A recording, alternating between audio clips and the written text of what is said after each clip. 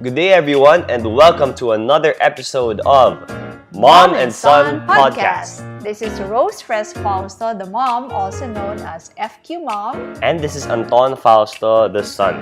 I hope you guys are having a great week. It's already March. Oh man! It's already the third month in the year. Yes. Time really flies. The last month of the first quarter. Yeah. Oh my gosh. So by now, dapat naka-set na lahat ng mga new ways of living dapat natin for all those people na said that they were gonna go on a diet this year. The good habits, no? Yes, that no they excuses should na. Implement, yes. Okay, so... And March, do you know that? March what about March? Oh, it's yeah. not just the start of summer for some, but it's also the International Women's Month. The International Women's Month, which very timely for our topic today. And just give like a brief context or background on why I chose these topics, because just last weekend our family watched the Apple musical. Oh yeah, that's right. What's it gonna? Eto na po musical. Eto na po. Musical na po. Yeah, so it's a musical that features one of my favorite OPM bands, Apple Hiking Society. It features their music. Yes. And it was set in the was it 80s and 70s? 70s up to the 80s. Yeah, the bell-bottom pants, the colorful outfits, the disco moves, all of those. So we watched that last week and there were so many jokes and references to your era, your time, Highway 54. Yeah, actually earlier than my time. Earlier pa din your time. It's earlier than my time, but of course I would hear their music through Tita Dada, my oldest sister. And really it's part of the Philippine culture, the Philippine history. Because of that, made me think of how it was back then. I mean, nung wala pa mga brothers ko, how it was back then. That's why our topic today is, Mama, your story on how you turned from a full-time investment banker, like Papa, every day, going to work, going to the office, and you became a full-time, quote-unquote, homemaker. Yes. It was really from you, Ma, that I really heard that term. Really? Homemaker. The full-time homemaker. Homemaker, yeah. And the challenges that went to that, how you ended up going with that decision, because it's not just a one decision. It's not just a big decision. It's something that really affected the course of your life and Papa's life and our lives growing up. Okay, so going to the first point of this topic, what year was that? What year was that when you left your full-time job? 1994. Okay, so Digong was 1 year old. Yes, Enrique was 1 year old. Marty was 4. We were building our house. It was a pretty long thought process between Papa and me. And I was an investment banker at that time. I was an assistant vice president in my 20s. Oh, wow. How old are you at this time? I was about 20, late 20s. I was 29 So years still old. very young. Yeah, still very young. I had your 2 brothers. And we were building our house. We decided not to hire a contractor in order to save on cost. Hindi na yung uso ngayon, no? Or do people still do that? Maybe some, but it's really very difficult to do that. We saved cost, but we were not prepared for that. We had to go through, Yeah.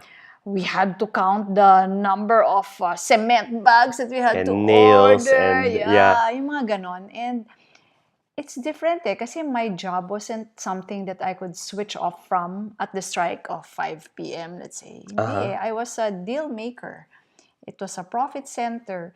And then I'd go home tired, and then we would compute all this, talk about it. And then there were your Kuya Marty and Dikong Enrique. So, syempre, si Kuya Marty, the typical Very A1 kid na, Mama, you have to listen to my new poem, mga ganyan. But Enrique was only a year old. He couldn't articulate yet. But, diba, I would say that there was something in his eyes na nakakaiyak, na para bang nagigilty na ako. And, parang in retrospect, maybe the building of the house just helped me realize. Yeah. Hindi yun yung reason, pero kumbaga ano tawag mo, it amplified it. Yeah. Okay, so Although it Rose, wasn't gonna be, that wasn't gonna be your life naman. You know, for the rest of the years na you're always gonna be building the building a house, house. Yeah. exactly. Pero kumbaga, na-amplify There's a at big that thing that time. you know Yes. you'll have to deal with those big challenges then raising kids, and then iba yun if you have a full-time job you have to go to pa Yeah. every day. And you know what, Anton? Parang nako-connect, you're able to connect the dots kasi after na, di ba? Nako-connect ko that really part of my core values as a young girl. I really valued yung para bang when I would see kasi before yung mga bata na who were so bibo, and then there were kids na sobrang painfully shy. Yeah. Sinasabi ko na, you know, when I grow up and have my own children, I want them to be bibo, but very respectful pa rin. Kasi yung mga bibo, some of them medyo bordering on the bastos, diba? Tapos yung painfully shy naman, ayoko naman na gano'n, parang ang lungkot, they were missing on a lot of fun just because they're shy, afraid to lose, yung mga ganyan. So, I realized that I may not be able to raise my children to be that way. If you didn't have as much time with If them. I didn't, kasi alam mo, raising a child encompasses a lot of things. Ang daming facets about it that my job particularly, I couldn't see myself being, parang bang meaningfully engaged in your day-to-day activities. Parang bang I didn't fool myself na I'm the have-it-all woman, mga ganyan. So, it had to be a process, Papa and I talking to each other. And na-realize ko kasi I used to say nung si Kuya Marty pa lang ang anak namin na, Han, if your sweldo is this much na, baka I can stay home na so that I can see the milestones of Marty, ganyan. And then I realized, oh, medyo malapit na pala doon. But of course, we also had more gastos. We were building a house. But we also realized na when is enough really enough? And I also knew that I couldn't turn back the hands of time. So, syempre, compute kami ni Papa. But, you know, really, tutuloy-tuloy din lang naman yan eh, yung pag-increase ng expenses. Yeah. So, it was probably the most audacious thing that we've ever done. In the months that you already sort of considered na you're gonna leave your job, did Papa ever kind of oppose the idea, or how did he react to the whole... Are you sure? Kasi syempre parang hinumi eh. Alam mo naman ako, never in my wildest dreams did I think that I would be a full-time homemaker. Parang I've pictured myself as a career woman, a successful career woman. With a high position and everything. Yung mga ganyang type. But siguro yung pagiging maximizer ko was now focused on raising my children. So, kasi alam mo, I've realized that really, there are stages in a woman's life, di ba? So, there was a time that I was a student. So, yun ang focus ko talaga. That was my main engagement. And then, when I started working, I was also focused. When you started coming, I realized na, these boys are now to take center stage in my life. And walang kasing balikan yun eh. Walang stop, rewind. Walang ganon eh. But also, I should also mention that I also had a manna from heaven. You know, nagkakaroon din kasi ako ng challenges eh. You know, it's not a walk in the park ha. Para bang sanay na sanay ka, naka-blazer ka, naka-heels, naka-stockings, uso-stockings. In work. Okay. Yeah, naka-stockings kami. And then, syempre, I would be talking to all these mga kung sino-sino dyan, mga CFOs, presidents of companies. I would travel in line of work. And I would really be handling deals in the hundreds of millions. Syndicating, pwede may 1 billion ba na, no? Meron din yata. And you know, there was something dramatic that happened. Wala pa ako nun. Wala ka pa nun, but we've already moved into our house. Syempre, tutuwa sila. Big house, diba? From an apartment. Kasi there was one time, sobra sila nag-away, and then I yelled at them. And then I received a call. From USAID project. So that's my manna from heaven. So, akala ko you received a call from a neighbor. Ang ingay-ingay niyo naman. Ay, hindi. So, there was an offer for me to work as a consultant with USAID project. Okay. So, that was after 10 months of being a full-time homemaker. So, that was my manna from heaven because it paid me in dollars. So you still had the job? Huh? Yes. You were conceived while I was having that consultancy job. But do you go to the office? It didn't require me to go to the office every day. So I would work from home. And then I would go there for Oh. meetings. How long did you do Oh, this? that was quite long then. Pero parang it was For so like more than a chill. year? It was almost 5 years. So until I was like Yeah, I would 4. So we're very lucky with that manna from heaven. Kasi Talaga. it fit the schedule, it fit the... Yes. And you know what, Anton? Nung naiinis-inis na ako, na medyo naloloka ako and para bang I was doubting na, tama ba to? Is this really for me? I would also get din calls from headhunters, but they were all about ganun din, similar jobs that entailed going to the office every day. So that one, and yun, I was able to really focus my attention to you, and then you came na. So yun. Did you have any regrets about it though? Or kahit not really regrets na in the sense na you missed having the high position, having the... Syempre, there's a certain there's a certain angas about going to a big office and dealing with all these, I don't know, foreigners or big time clients. Yes. You would miss it. Yun nga di ba? Syempre, especially us, para bang sometimes we also tend to attach our value to what's written on our calling card, di ba? So parang feeling ko. And then that was a time pa, soon after I left, the company that I worked with built a tower, tapos nagkaroon na ng kanya-kanyang rooms na yun. And you would have had your own room. Yeah, yung mga ganun type. And of course, yun nga, you also miss the camaraderie in the office. Kasi these are like-minded people that I love to hang out with. But I'd also still go out with them naman. Yeah, okay. Every so often. It's important to still have that social... Yes. And maybe that's one of the reasons then na since I was already full-time watching over you, even with that manna from heaven nga, kasi I was almost always at home then, I would be very strict din with the way I would manage my time. I don't know if you would remember na we had our desks in the library, we had our respective desks, and then if you would ask me, Mama, can you help me? I would say, wait a minute, I'm still working. And even if what I would be doing was checking our budget, yung mga housework-related things that I would do on my computer. Because I knew that I'm there naman the entire day. So you also sort of looked at my homemaking as work. Maybe that's how I presented it also. Yeah. I never saw it naman as wala kang ginagawa. Yeah, di ba, no? Because I'm able Did Papa did you ever have any conversations with him na Papa was the one naman na parang gusto naman niya na siya yung nasa bahay more, spending more time with us, or switch naman, parang ganun.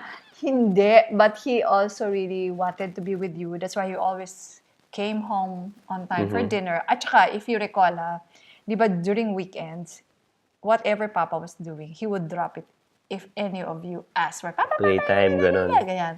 And then I would ask him, you finish that first, you tell them to wait. Kasi that's what I would do, di ba? Tapos sabi niya, wag na, no? Weekend na lang. So that was the difference. So since I was home almost the entire day naman with you, I could make you wait. Pero siya, whatever he was doing, if he was home, drop everything. And that was really good for us growing up. Yes. At least based on my personal experiences, I never felt na kulang yung time for us. Whenever you had a problem or whenever you had something to, kahit not a problem, kahit something to just talk about or wanted time to play. Even if Papa wasn't home a lot, like we didn't feel like anything naman na he was like an absent father or anything like that. I feel like it worked. Yeah, I think it worked. That partnership. It's really important, no, that a wife and a husband are on the same page. Na hindi yung tipong porket ikaw, you're the one without a job, si Papa na, parang mas may value na si Papa in the team, in your team, or since ikaw yung you're the one who had more time with us, edi Puro na lang ako, ikaw yung mas close sa kids. Siguro we were conscious of that. I would always remind Papa na, oy Han, 2 dinners missed ka na this week. Ay, oo nga. So may ganon effect. So baka that was an advantage instead of pareho kaming super busy. Tas, ikaw naman yung nagpapasahan na. So ganon. Tapos even with PTCs, I would tell him, this one you have to go. This one hindi ka na kailangan. I can just handle that. Yung may mga ganon. Oh yeah, PTCs, I remember those. Diba? Did we still have those till high school? Or? Yes, Ay, yes. really?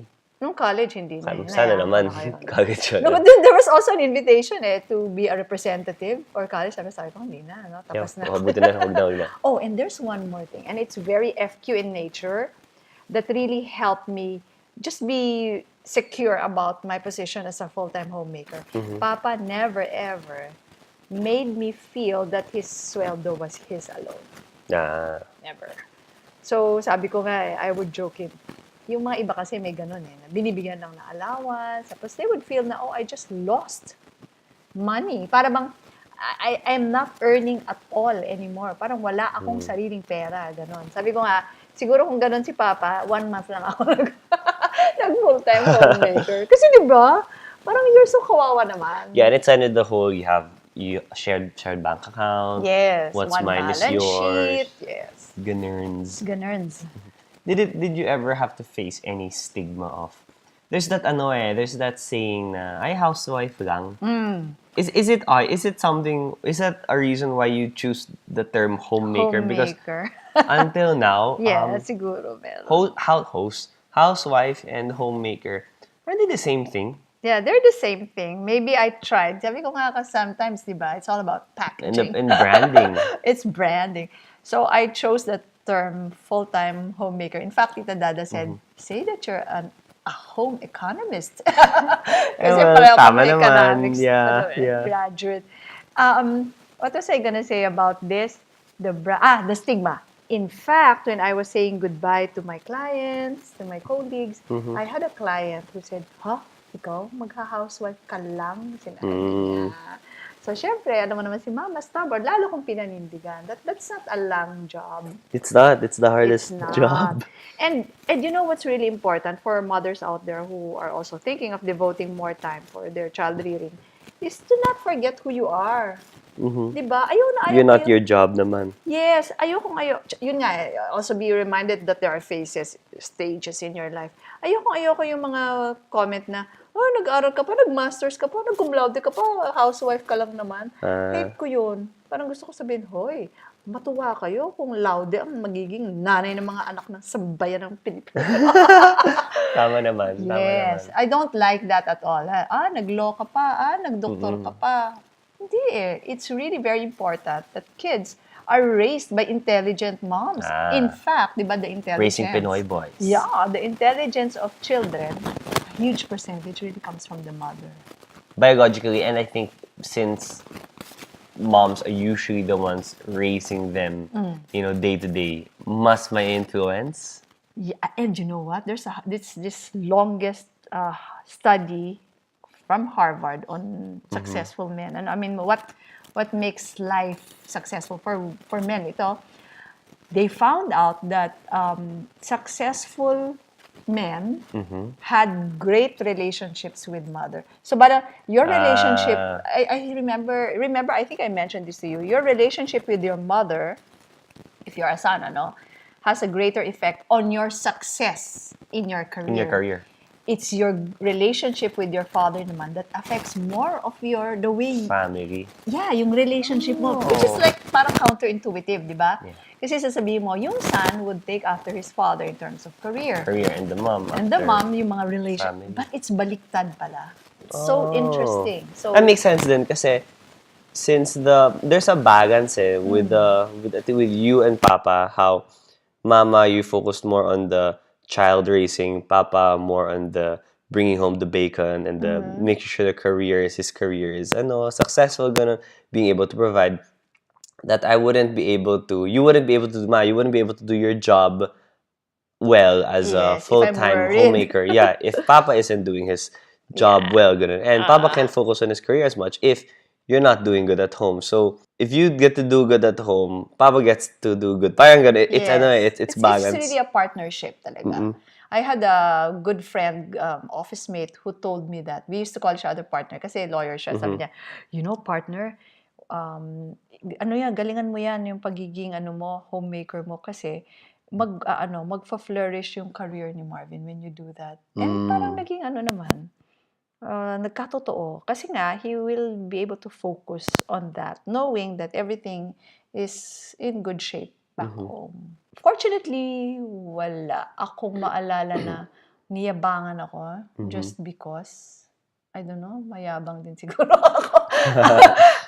Parang wala. Maybe because of the way I carried myself. I continued to develop myself. Oh, and something that it's very simple and basic, but I feel like it was very important is that you have a rule now whenever you leave the house. Yeah. Making sure you always look presentable or something. So Yes. when you pick me up in school, and syempre, there are other moms na designer bag, di ba? Oo. Babang with the fashion. Ikaw, hindi ka man yung, ay, housewife lang yan. You wouldn't guess because of the outfit and appearance. Oo, at saka alam mo, naalala ko rin, especially I think this was Marty and Enrique nun, they would say na the mother of classmate like this didn't comb her hair when she picked him up. So parang ikahihiya mo rin yung magulang mo, di ba? Kung mukhang shabby-shabby, kung Yeah. kawawa. So, hey, moms, kesyo you're the CEO or the housewife, you have to look presentable. Hindi ka naman kailangan naka-mascara or false lashes every time you pick up. Pero you put some powder and comb your hair naman. Yeah, At yeah. saka wear something presentable. No need for signature items, but really presentable, neat. Ganyan. Basta mag-ayos ka naman. Oo, hindi ka ikahihiya ng anak There's mo. no such thing as ugly girls, just ugly Lazy. people. Yeah, just just lazy. lazy It's lazy ones. Yeah. Correct. Okay. And And you know yourself, you really know who you are. So what I did was, I still indulge in the things that interested me. I would read books, diba? Ikukwento ko sa inyo, ganito, si Warren Buffett. Sige. Mga ganong effect. Don't forget who you are, even if you become a housewife. Ngayon nga, there's a lot of there are more opportunities for... It's a good thing that today, the millennial lifestyle is it's more conducive, I guess, to spending Working more from time. home, Yeah, because it's yeah. working from home. There's so much online opportunities where you Yes. don't need to limit yourself, whether or not you're a mom, aka me, na I don't have to go to an office every day to have meaningful job. work Yes, and meaningful work. That's to right. feel like I'm how do I say this? Maximizing my potential. It doesn't require the four walls of an office to be able to do that. Yeah. You know what? The stigma that you were asking, siguro, that's more if you allow them to treat you any less because you don't have a calling card that Yeah, says it starts with how you look at vice yourself. president or something. Yes. So, baka ganun. Kaya wala akong maalala na inapi-api ako dahil, ay, housewife lang yan. It's important also na you respect yourself Yes. first and foremost. And you are not, kumbaga, your worth is not attached to your calling card. Yeah. And you said nga na it's you have to be true to yourself, and this is in line with how, just because I'd like to just say this line for like for the others out there now, just because this is what worked for you, That's right. this doesn't make it this isn't the one right way. Yes, different strokes for different folks, sabi nga, because I do know a lot of successful career women who went on with their career. They didn't stop, who raised fabulous kids, and that's good for them. It's just that during my time, my particular circumstances, I felt that I wouldn't be as good as a mother I wanted to be if I went on with that job. Yeah. Ikaw, Anton, meron kang naiisip na had mama been away every day, what would have... Pero Baka mas bulak-bulak ako, feel ko, na mas... syempre kasi me, I'm the well, from the three of us, like, when it comes to studies, ako yung pinaka, when I get home, sige, basta matapos ko yung homework ko, I'll get to play na. Since you were there, may police sa bahay. I was kind of forced to, okay, you have to... put in the time. muna, and then I'll get to play. Parang ganun. I feel it was very integral then. It worked for us. Buti na lang na we didn't grow to hate you na, dyan na naman si mama. Wala akong ganun. And it worked. The teamwork of you and Papa really worked na you were the one who was at home a lot, but at the same time, I didn't feel like Papa was any less of a parent just because He's absent. He was not and always and there. it's because he really got to make the time then. Yes, he really And wala pa compensated for it. yung traffic masyado. That really helped also. Yeah, Papa is the master ways before the ways. Makati to QC. Yeah. Galing-galing na, di ba? ETA? ETA 7:43. Tas Oh. dun talaga siya. Wala pang Waze, no? Wala pang smartphone. Oh. You know, the two of us, we get to know each other more, no? By doing this on a regular for this basis. episode, it's really different to also just sit down and talk about it. So thank you guys for listening to another episode of this podcast. Yep. And once again, this has been Rose, the mom. And Anton, the son. Tune in again next week for another episode of Mom and Son Podcast. For all your questions and comments, email us at antonfausto@gmail.com. Bye! Mom and Son Podcast airs every Tuesday at 7 a.m. or anytime at your convenience through Spotify, Buzzsprout, and Apple iTunes. Have your weekly dose of mother and son takes on family, finance, passions, and everything in between.